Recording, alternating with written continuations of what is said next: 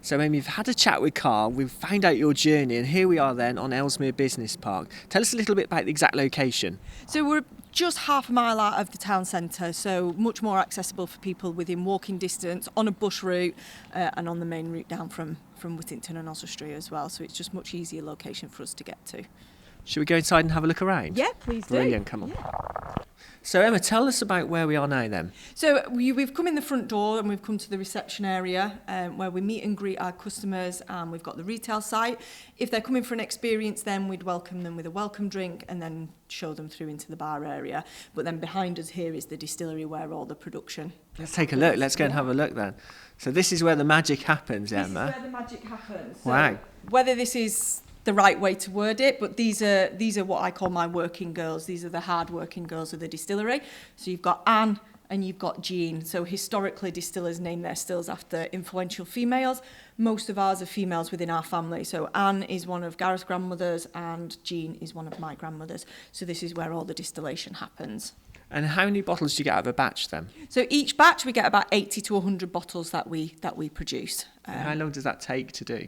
We take all day to distill ours. So we have the methodology where we turn the heat right down and cook it slowly rather than on a higher heat. So it takes its time and it's got much more copper contact, which helps with a smoother gin at the end as well. So you've created your batch, then you're for the bottling. Yeah, so bottling and then packing happens, on here. Okay. So everything is quite manual in this distillery as well. So there's no machines. We've only got the bottling machine. So that works on like a vacuum out of the tanks. So once it's bottled, they get hand corked and then they go onto this area here for labelling. So then people then this area, so people can also buy the gin as well from you? They can, yeah. So now we're more central and easier to access. We're opening up as a retail Thursday to Saturday, so people can call in if they want to purchase bottles, gift vouchers, book onto an event, that sort of thing. So as well as that, then people can come and enjoy gin here and also have a go at making it themselves. Should we go and take a look? Yeah, please do, yeah. So behind us then is the bar area where you were talking to Carl before. Tell us a little bit about that. So we've decided to make more of an effort with the bar area in open up as a tap house as well for the town. So once or twice a month we're going to open the doors. People can come and enjoy a drink, a bit of a different vibe, and enjoy some of our gins and spirits. So what type of gins have you got that I can see on the shelf? It's quite colourful, isn't it, and all lit up? Yeah, so we've got our core range where we've got our dry, spice, cherry and pink peppercorn, and we've got a grapefruit and hop that we introduce. But we do introduce special editions throughout the year. So you can see apple and honey on there that you mentioned before, which is our spring release. And at the moment, we've got our 2 Christmas limited editions out, which is a cranberry and clementine and a frankincense and myrrh. So I'm guessing they're proving quite popular at the moment then. They are, yeah, very popular. And the frankincense and myrrh, people I think quite intrigued by it. So yeah, they're going down really well. So then we've got the gin school side of things. Let's go around and take a look at this. Tell us a little bit about this area then. So we've got the gin schools. So when we first started the business, because of how the business started, we always knew we wanted to open the distillery up to the general public so they could actually come and see where we make it, and they can come and make their own as well. So yeah, we tutor them through, we give them some guidance and advice, but basically it's down to them, and we encourage them to get creative with their flavours.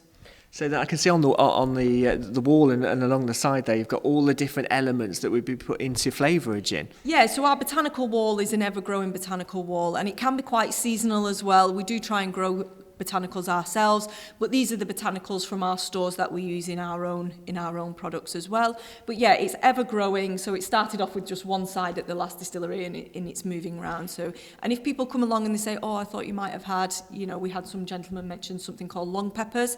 We then got them in and added them to the botanical wall as well. So when people come along to a session then, do they put their own in? Do they get guidance from you guys? Yeah, we'll give them a bit of guidance and advice with, say, the core botanicals. So we've got 4 core botanicals that we use, which is juniper, coriander, orris root and angelica root, and we give them a bit of guidance on how much of those to put in.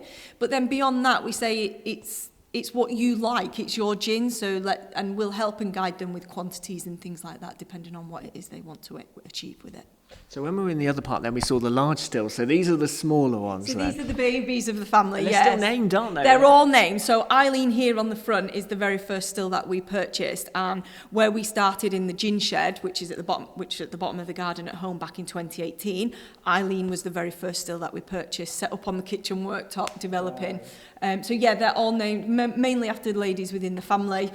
We've got another couple that we added in later on that have been named by our clients. So how many people then can you fit into this area at one time if they're coming along? So our gin school, we've got 8 workstations, so that's up to 16 people. Our tours and cocktails, we work up to about 20 people.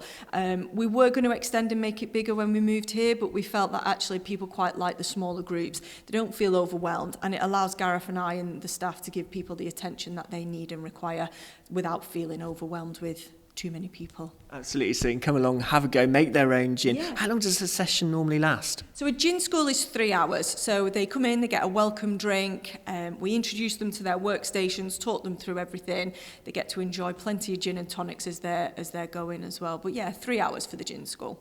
Well, listen, Emma, thank you so much for showing us around today. It's absolutely brilliant, and what a great space you've got. Oh, thank you so much. Thank you for your time. Brilliant. Thank you, Emma. Thank you.